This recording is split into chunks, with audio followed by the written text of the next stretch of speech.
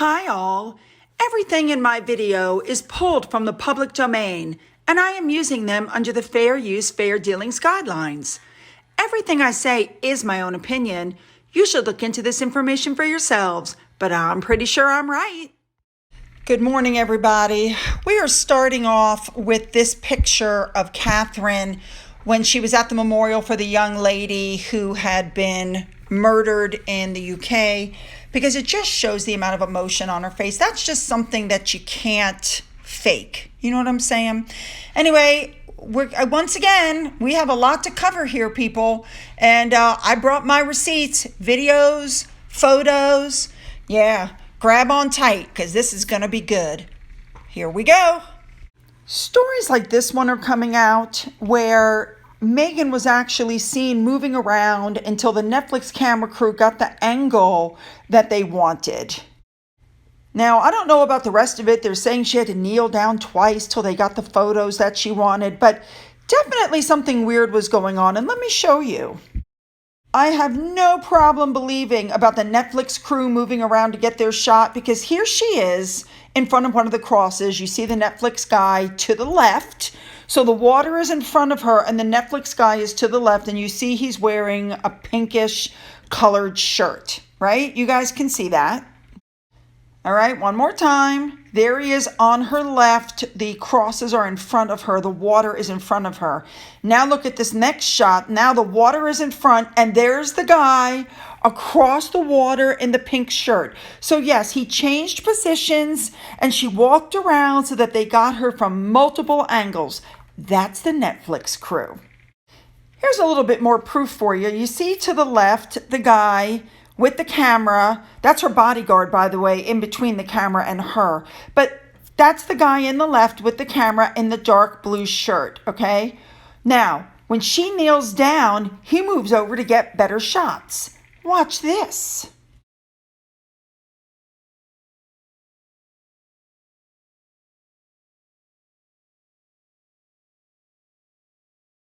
And here's the photo taken by that gentleman after he crossed in front of the camera. Now, after she placed her flowers, before she did some more walking around, she stood back while they got better shots, still shots to show the flowers. Watch this.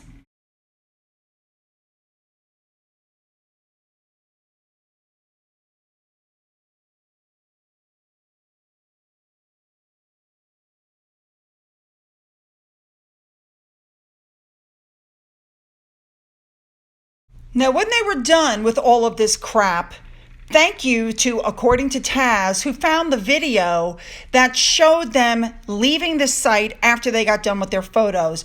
Look at the amount of people that were with them. A whole crew, which shows you this was just for PR purposes. And also notice the big guy in the blue shirt who crossed in front and took those photos is running after her as well. Watch this.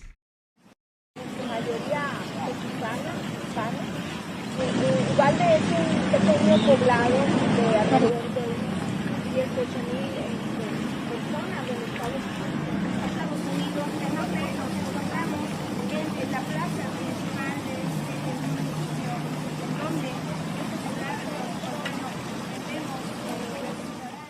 This was very staged, very set up, very obvious. She could have gone in the evening. She could have dropped flowers, lit a candle. Nobody had to know she was there. But she flew 1,300 miles, probably in a private jet. I'm still searching for that information. So she could make a spectacle of herself for good PR. Yeah, and this has backfired dramatically.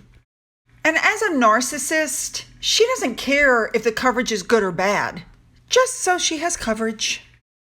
So, of course, this whole thing hit the news, and the morning show in Australia, you guys know how I love Australia. They had something to say, which I thought was spot on. Listen to this. She has, and she's turned up in Uvalde, which is this very small town, of course, the site of that horrific tragedy earlier this week. And she's gone there, they say, in a private capacity as a mother to lay a wreath and to bring comfort to people in the town. I'm still fascinated as to why she felt compelled to do this. You know, she is not royalty. She is not Mother Teresa. She's not a government official. She is a celebrity. No other celebrity has decided I have to go there and lay a wreath. I'm really fascinated and angered by it, to be honest. I don't understand the motivation for it. It becomes a distraction. It becomes a media event. Nobody, unless they have business being there, should be there at the moment. And bearing in mind, of course, she's not made the effort to go and visit her own father in hospital. And that's it, isn't it? Spot on comment. No other celebrities have seen the need to fly over and drop a wreath. Instead, a bunch of A-listers got together and did a public service announcement demanding change. A public service announcement, I might add, that Meghan was not asked to be in. Therefore, she needed to turn the narrative back to her. That's it. I think it's also important to point out that she didn't do anything when the Buffalo massacre occurred, maybe because they were adults and she felt that she couldn't drum up the sympathy as she could with slaughtered children. Now, Angela Levin also went on television and had something to say. Listen to this. It's the thing, isn't it? I thought it was, for somebody who talks a lot about compassion, I thought it was just terrible. And I've heard today that the parents are shocked by what she's done by taking photographs of her with their children. I just thought it was the most appalling thing I've ever seen, actually, that someone could use dead children to show what a compassionate person she is. Spot on, my friends. Spot on.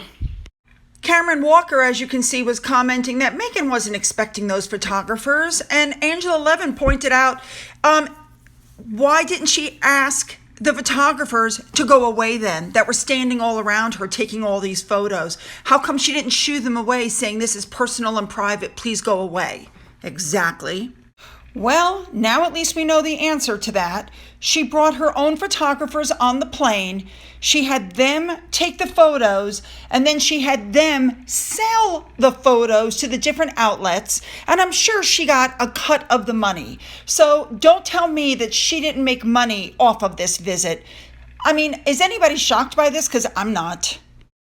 And I want to let you know that one of my followers sent me this email that she sent to Netflix where she basically said, you know, I hope you don't intend to use the photos of the Fox royal family at the massacred children's memorial site. Exactly. More and more people should write in and let Netflix, know how they feel about this, because this is really sad.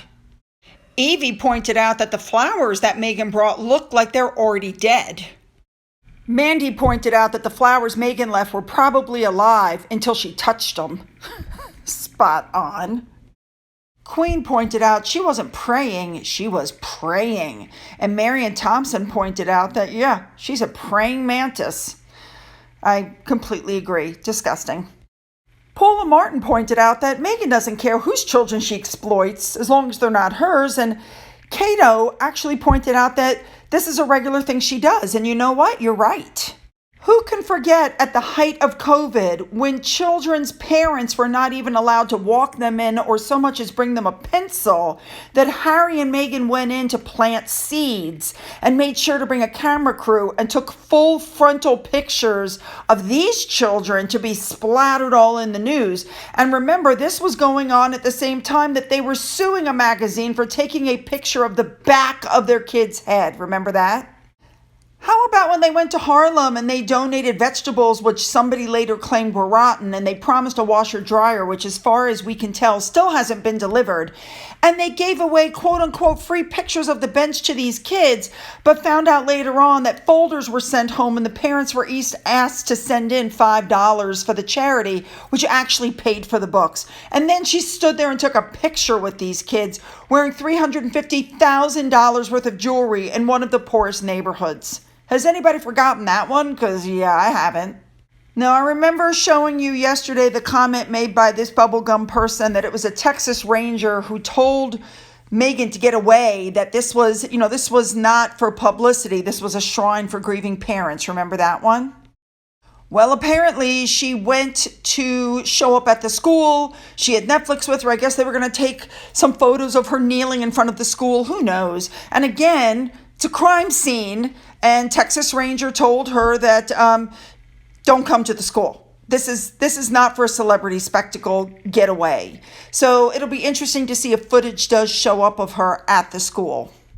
Now, Ellie Hall, remember her, wrote this article about how Meghan went to donate the food, which, by the way, all she donated, as you can see on the table, are some bags of chips. Yeah, some chips and some sandwiches from a multimillionaire. Well, as you can see, pictures were obviously taken there, right? Otherwise, we wouldn't have this picture. Well, guess what Ellie Hall just put out? Yes, she's stating that Meghan did not bring cameras to the community center when she dropped off her donation. See previous photo. I don't know what's going on with Ellie Hall, but if she thinks that people honestly believe that Meghan went in through a back door, she's crazier than I thought.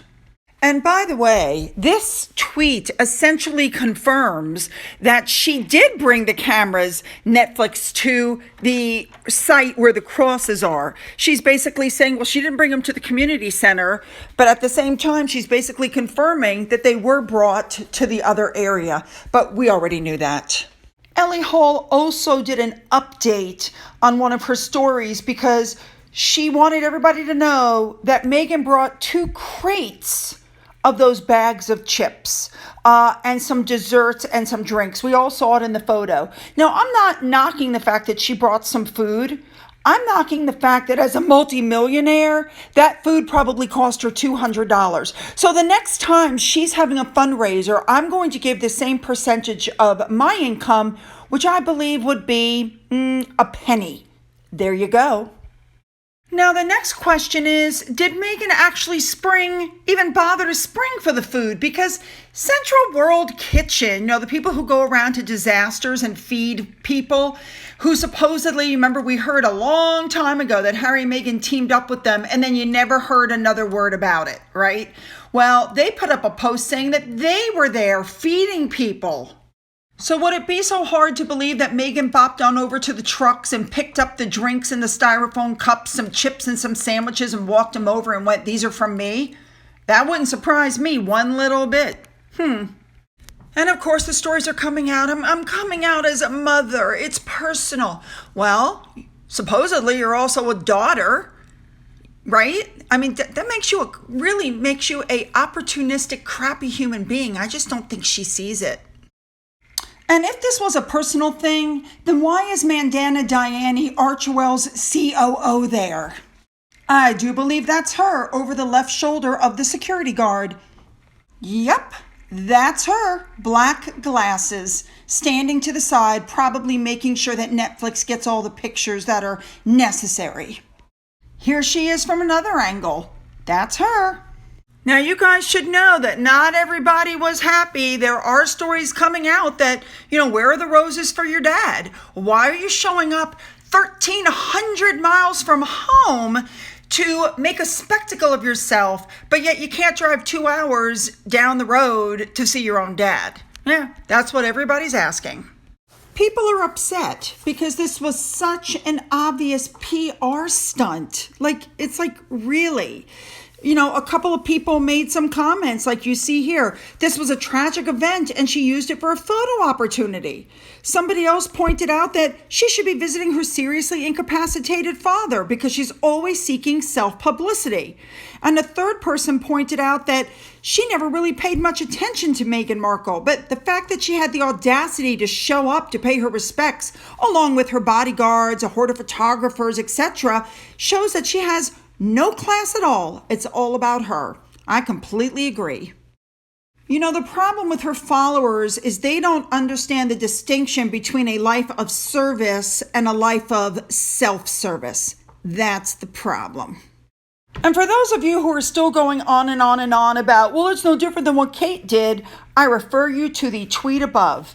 When the Duchess of Cambridge went to the Sarah Everard Memorial, she didn't take a camera crew. No one knew she was going. Her office didn't make a press release about it. Get the point? On and on and on.